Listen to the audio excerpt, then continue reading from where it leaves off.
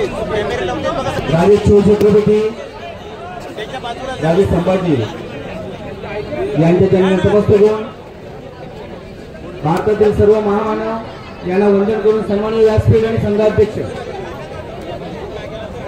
उपस्थित सर्व समाजातील बंधू आणि भगिनींनो,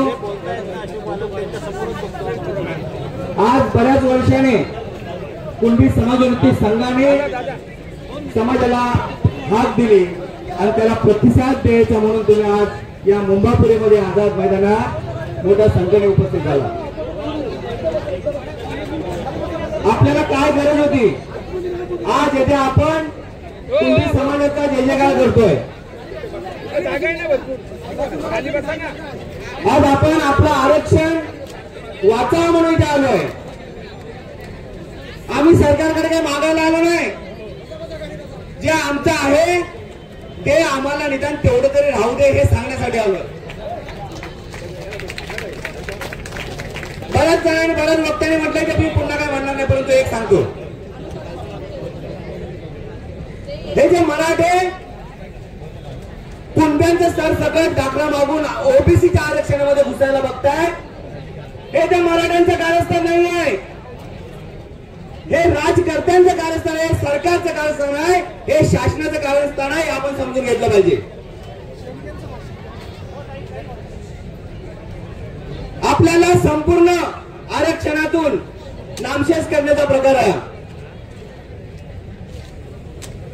आज कुठेतरी हे आरक्षण तुटपुंज आरक्षण आहे, तरी पण आपल्या कुठेतरी मुलांना त्याचा फायदा होतोय, त्यातून नोकऱ्या मिळत आहेत। राजकारणात सुद्धा आपण जिल्हा परिषदेपर्यंत जातोय, तेही संपणार आहे।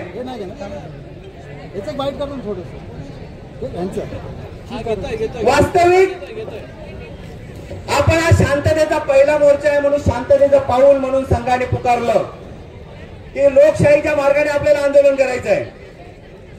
आपल्याला कळतं याच्यातून निष्पन्न आज काय नाही होणार, परंतु ज्या वेळेला आपण 99 धडका मारतो दरवाजा उघडत नाही आणि 100व्या धडकाने दरवाजा उघडतो, तेव्हा त्या 99 धडका फुकट गेलेल्या नसतात।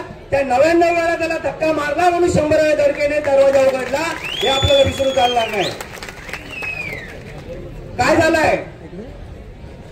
कोकणाला आज कोकणातली जनता कोकणाला ब्रिटिश धरलाय, कोकणाला आज कोण वाली उरलेला नाहीये, कोणच वाली उरलेला नाही। कुठल्या राजकीय पक्षाचा नेता कोकणासाठी काम करत नाहीये, कोकणात असून सुद्धा, पण आपण त्यांना निवडून देतो। आज ओला दुष्काळ झालाय, कोकणातली प्रामुख्याने भात शेती आपल्याला काय मिळालं हाही विचार करायला पाहिजे, कारण का आपण विखुरलेले आहोत म्हणून आपली कोण दखल घेत नाही। या राजकारण्या लोकांना माहिती आहे 2 दिवस येतील, बोंबा मारतील, पुन्हा आपल्या झेंड्याखाली हे लोक वावरतील आणि हे कुठेतरी आता थांबवलं पाहिजे। 2-3 सन्माननीय वक्त्यांनी इथे सांगितलं, ही मंडळी एकत्र बसलात तुम्ही, जर तुम्ही एकत्र आलात तर आम्ही एकत्र राहू आणि खरोखर प्रामाणिकपणाने सांगतो तुम्ही सगळे प्रामाणिक आहात, आम्हीच बदमाश आहोत इथे बसलेली मंडळी। हे आतापर्यंत एकंदरीत पाहिलेलं चित्र आहे, म्हणून आम्ही जे बदमाश आहोत ना, आम्ही पहिले सुधारलं पाहिजे आणि आम्ही एकामेकाच्या हातात हात घालून ठामपणे राहिलं पाहिजे। ज्या ज्या पक्षात आहेत त्याने प्रत्येकाने पक्षाचे राजीनामे दिले पाहिजे आणि एकंदर कुणबी समाजाची झेंड्याखाली सगळ्यांनी एकत्र आलं पाहिजे, तर आणि तरच आपल्याला न्याय मिळेल, अन्यथा न्याय मिळणार नाही। जिथपर्यंत आपण त्या वेगवेगळ्या राजकीय पक्षाच्या झेंडे घालून पायात बेड्या घालून घेतलेल्या आहेत ना, त्या काढून फेकत नाही, तिथं आपल्याला न्याय मिळणार नाही। आपल्याला आता न्याय पाहिजे। बस झालं आता शांततेचं आंदोलन। यानंतर संघाला माझी विनंती आहे, येणारं अधिवेशन हिवाळी अधिवेशन असेल, त्या अधिवेशनामध्ये आजच जाहीर करून टाकायचं आहे। संघ मी विनंती करतोय, सूचना करतोय, निर्णय संघ घेईल, जाहीर करून टाकायचं आहे की हो आम्ही पण अन्न पाणी सोडतो, बेमुदत उपोषणाला बसतो। जर ते येऊन ते धुमशान घालतायत, या आजपर्यंत कोणाची हिंमत नव्हती या मुंबापुरीला असं वेटीस धरायची, पण त्यांनी वेटीस धरलं कोणामुळे? या निर्लज्ज नालायक सरकारामुळे आणि राजकर्त्यांमुळे। राज्यात तुमची सत्ता आहे, देशात तुमची सत्ता आहे, एवढा पोलीस पाट आहे, SRP आहे, सेमी आर्मी आहे, आर्मी आहे. जर अख्ख्या मुंबईला कोण वेटीस धरत असेल, गुंडगिरी करत असेल, तर तुमच्या थांबवण्याची ताकद नाही? आहे ताकद, परंतु यांना थांबवायचं नव्हतं. हे या राजकारत्यांनी सरकारनेच रचलेलं एक षडयंत्र आहे.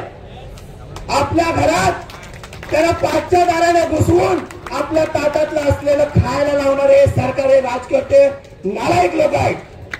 हे आपण समजून घेतलं पाहिजे. आपली लढाई कुठल्या एका समाजाशी नाहीये, एका व्यक्तीशी नाहीये. आपली लढाई आहे ही शासनाची आहे. शासनाबरोबर आहे, या सरकारबरोबर, या राजकर्त्यांबरोबर आहे. तो जरंग मुंबईत येतो, तो 2 दिवस अगोदरच सांगतो मीडियाला, गुन्हा घेऊन चला, आपल्याला GR घेऊन यायचं. याचा अर्थ काय हो?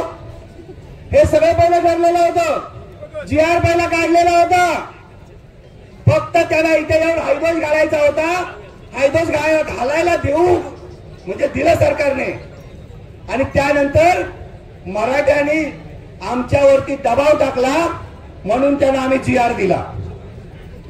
ज्या दिवशी जो हैदराबाद ग्रॅज्युएटरचा GR 2 सप्टेंबरला दिला, तो आपल्यासाठी काळा दिवस आहे. तो काळा GR आहे. आज संघटनेची होळी करेलच, काळा दिवस आहे. आपल्याला वाटतं 150 वर्ष आपल्यावरती इंग्रजांनी राज्य केले आणि इंग्रज गेले. इंग्रज गेले नाही, इंग्रज गेलेले नाही, गोरे इंग्रज गेले आणि काळे इंग्रज इथे सत्ता गाजवतात. काळे इंग्रज, या सत्ताधाऱ्यांमध्ये आणि इंग्रजांमध्ये काय फरक आहे? कोणता फरक आहे? ते तेव्हा छळत होते आणि हेही छळताय, सर्वसाधारण जनतेला छळताय. आणि म्हणून यांना जा विचारायचं आहे. आजचे मुख्यमंत्री देवेंद्रजी फडणवीस बोलतात, माझा DNA हा ओबीसीचा आहे. जर तुमचा ओबीसीचा DNA आहे, मग GR देताना तुमचा DNA गेला कुठे होता? गेल्या वर्षी 1 जुलै 2024 ना मुख्यमंत्री तेव्हाचे एकनाथजी शिंदे यांच्या सोबत मीटिंग घेतली. जम्बो मीटिंग झाली 3.25 तासाची. अनेक कुणबी समाजाचे ओबीसीचे प्रश्न मांडले. तिथे हा पण विषय आला आरक्षणाचा. ते बोलले तुमच्या आरक्षणाला अजिबात धक्का लावून देणार नाही. एक कोकणातल्या मंत्र्यांची बाईट पाहिली आता सध्या, कॅबिनेट मंत्री, ते बोलतात कोकणातल्या कुणब्यांना काही त्रास नाही, तुम्ही काळजी करू नका. अरे काय, कोणाला फसवताय, कोणाला फुलतापा मारताय? असलेले आमची अर्धी भाकरीच आहे आमच्याकडे, तीच आम्हाला पुरत नाहीये. एवढा मोठा ओबीसी समाज आहे आणि त्यात त्या मराठ्यांना घुसवताय, म्हणजे आम्हाला उपाशी मारण्याचं कटकारस्थान करताय आणि सांगताय कोकणातल्या कुणब्यांना काही त्रास होणार नाही, तुम्ही हे कशाला आंदोलन वगैरे करताय? एवढं असून सुद्धा आता काय करणार आपण? इथे आलो, काम धंदा शेती वाडी सगळं सोडून आलो. मुंबईच्या लोकांना सुट्टी काढली, गाडी घोड्याचा खर्च करून आलो. इथे आज आपलं ऐकणार, बोंबलणारे बाकीचे ऐकणारे ऐकणार, बिचारे उन्हाताना उभे आहेत गावाहून येऊन सुद्धा. आणि पुन्हा परवा गेले, उद्या गेले की परवापासून त्या पक्षांच्या झेंडे खांद्यावरती घेऊन त्या पक्षासाठी पुन्हा काम करणार. झालं, विषय संपला. अशाने आपल्याला आरक्षण वाचवता येणार नाही. बाबांनो, हे आरक्षण वाचवायचं आहे. गेल्या वर्षी ज्या टायमाला आता उल्लेख केला, तर मुख्यमंत्र्यांकडे बैठक झाली तेव्हा त्याने सांगितलं होतं, त्या गावात तेव्हा त्याने सांगितलं होतं, आमच्या समाजाचे समाज नेते अण्णासाहेब पेजे यांचं नाव मुंबई गोवा महामार्गाला द्या म्हणून त्यांना लेखी दिलेलं आहे. ते म्हणाले केंद्राला कळवतो आणि त्यानंतर तशी आम्ही काहीतरी तजवीज करतो. कुठे गेलं ते? दुसरा प्रश्न मागणी होती आमची. एवढा मोठा कुणबी समाज आहे, जो RSSच्या आधी 5 वर्ष स्थापन झाला, 105 वर्ष झाले. एवढा मोठा कुणबी समाज असताना जर 3% असलेल्या 3.5% असलेल्या समाजाच्या प्रमुखाला, अध्यक्षाला जर तुम्ही कॅबिनेटचा दर्जा देताय, तर आमच्या समाजाच्या अध्यक्षाला कॅबिनेटचा दर्जा का नाही, तो मिळालाच पाहिजे. जर तुम्हाला आमच्या समाजाला न्याय द्यायचा असेल तर याची तजवीज ताबडतोब करावीच लागेल. पण काय होतं, मला वेगळे बोलवणार, पाटील साहेबांना वेगळे बोलवणार, नवगडेला वेगळे बनवणार, शेडगे साहेबांना वेगळे बनवणार, प्रत्येकाला वेगवेगळे बोलून काहीतरी आमिष देऊन आम्हाला कुठेतरी थांबवतात. पण यानंतर असं होणार नाही, यानंतर असं होणार नाही. कारण का संघाने आवाज दिलेला आहे. आम्ही ज्या टायमाला 2 वर्षापूर्वी 3 वर्षापूर्वी कुणबी अभियानसाठी पूर्ण 2 जिल्ह्यात फिरलो, रत्नागिरी रायगडमध्ये, तेव्हा तिथल्या लोकांनी विचारणा केली. त्यांना म्हटलं काय या त्या पक्षांमध्ये तुम्ही आहात, तर तेव्हा सांगितलं आम्हाला जर संघ समाज आहे, समाजाचा संघ आहे, मग त्याने आम्हाला व्यासपीठ तयार करून दिलं नाही म्हणून आम्हाला इकडे तिकडे जावं लागलंय. आज येथे व्यासपीठ तयार केलेलं आहे समाजाने. यानंतर तुम्हाला तो प्रश्न उरणार नाही. पण काय करायचं हे आता तुम्ही आणि आम्ही मिळून सर्वांनी एकत्र मिळून ठरवायचं आहे.